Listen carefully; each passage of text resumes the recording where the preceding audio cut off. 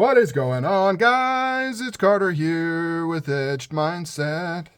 Got some knives here I want to talk about, and topic I want to talk about. It's ramble, man. It's ramble rousey time. We're gonna just go off. This came from this video, which was ridiculous. This is the video I did on this knife is so unhinged. I spent 4 minutes yelling and rambling about random things. And then I proceed after that to still find a way to remain off course and off topic during that whole video. But during that video, I talked a little bit about lock face, interfaces, things like that. And it's some stuff I've wanted to mention for a long time. And I figured, you know what, I'm going to rehash that in a dedicated video in case somebody actually cares about that and don't have to sit through a 20-minute bonkers, bizarro video on this knife. So what I want to talk about is lock bar inserts and why I feel they're unnecessary. And why I feel if you really had to nitpick, I would say they potentially would cause more harm than help. That's my opinion based on my years of using knives, what I've experienced, what my thoughts are, things like that. But the caveat to that is it is born from somewhat of a legitimate type thing. Strider, I blame you. I blame Strider for lock bar inserts, honestly. Yeah, really. In fact, I would say if Strider didn't exist, I don't know if lock bar inserts would necessarily exist. Very debatable, but I could see that. So 3 knives here. This one doesn't have a lock bar insert. This one doesn't have a lock bar insert. This one does have a lock bar insert. So what are we talking about with the lock bar insert? Right here, these are all frame locks. That's where you'll typically find these, although they also will appear in some liner locks or subframe locks as well, like the SOCOM Elite has one in the quote-unquote liner lock, whatever you want to call that, subframe lock. But you see those little 2 dots right there? So that's kind of the indicator. So inside this titanium lock bar is a little milled out section, and then they put a piece of steel in there. You can see the screw heads right there. And in this case, they finish it really well with these cool rounded off butt screw things. Looks really nice. A lot of the times it doesn't look that nice. Sometimes it's just a big honking single screw right here. Sometimes the lock bar actually overhangs over here. They've gotten a lot better, and when it's done well, it's pretty minimal in terms of visually being obtrusive.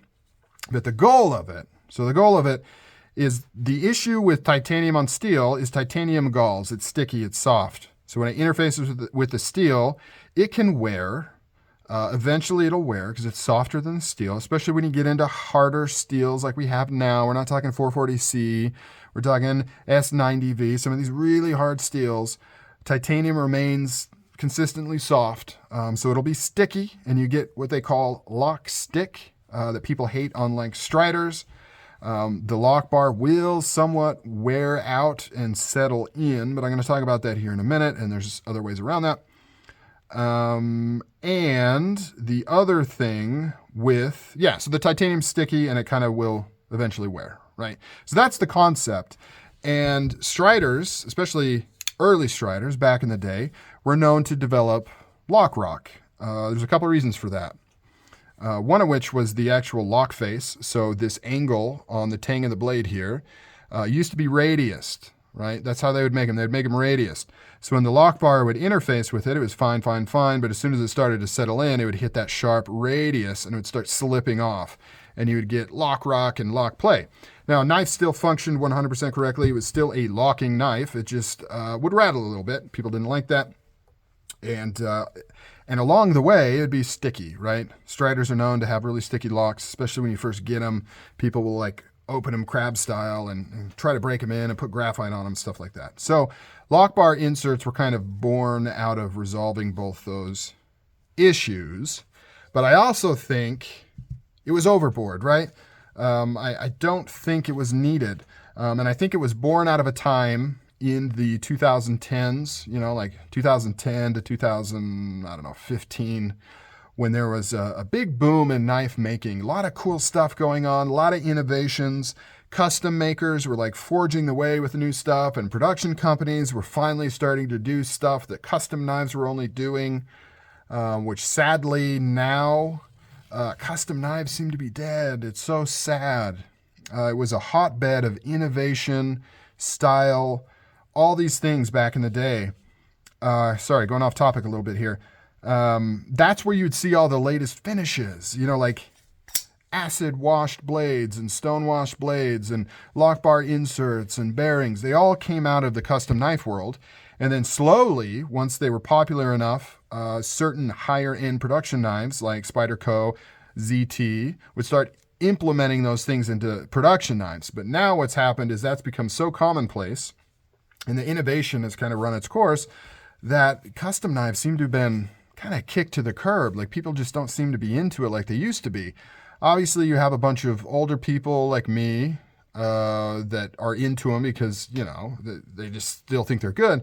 But the young people don't seem to be into it. Now it's been replaced with the knife designer, ship it to Chinese OEM, have them make your design type model compared to what it used to be. But back then, innovation was born out of the custom knife world. And so that's where all this stuff kind of came from, right? Lock bar inserts. And there was also a big race to do the next cool thing. And I think that's kind of where the lock bar thing came out of, right? They did it because they could, and they did it because it was a new cool thing. And then other companies were like, well, if they're doing a lock bar insert, I need to do a lock bar insert. And then production companies like ZT was like, well, everybody wants these lock bar inserts. We need to put that in our knives. And before you know it, like all these knives have lock bar inserts. And in my opinion, it's a solution to a problem that doesn't really exist. And I mentioned this in the other video. Out of my entire knife owning career for 15 years, and that includes buying my own knives, beating the crap out of my own knives, buying previously beaten crap out of old knives, buying old knives that have been around forever. I have never once worn out a lock bar. Never once. I used to be concerned about it. Never actually happened. I've never worn one out. I've heard stories. I know it has happened, but it's just not something prevalent enough to resolve it in that way. It's kind of like, so lock bar inserts, in my opinion, is like trying to put out a fire, like a small fire with like a helicopter and hundreds of gallons of water. Yes, it'll work. Yeah, solve the problem. You put out the fire, but way overkill. And that's where the example of like Dierware comes in. So this solves the problem by just doing a correct lock face, a really nice lock face. See how well mated that is? No lock bar insert here, no lock stick. This thing isn't gonna wear out at all. You can see how it interfaces. It's got tons of contact. Probably can't see it because of the shadow, but there's the lock face. It completely goes across that entire lock face there. This has a lot of lock bar tension on it, and there's no lock stick. Now, I forgot to check this when I took it apart. I would suspect that the lock face has been carbidized, which is doing a really hard carbidization layer on the lock face, and that reduces the slip and also the wear. That's what Medford does, which is why Medfords are no longer sticky. But in my opinion, that solves the problem. It looks cleaner. There's less parts. You don't have to worry about that screw coming out and your lock face coming out, and now all of a sudden you don't have a functional knife. It's just simple, it's basic, and this isn't gonna wear out. The other thing that led to kind of lock face movement is unrelated to the actual lock bar itself, and it has to do with the blade stop. So like on the Strider here, you've got these two fairly small stop pins, and only one side actually interfaces with the titanium on this side. Let's see if we can kind of really illustrate this.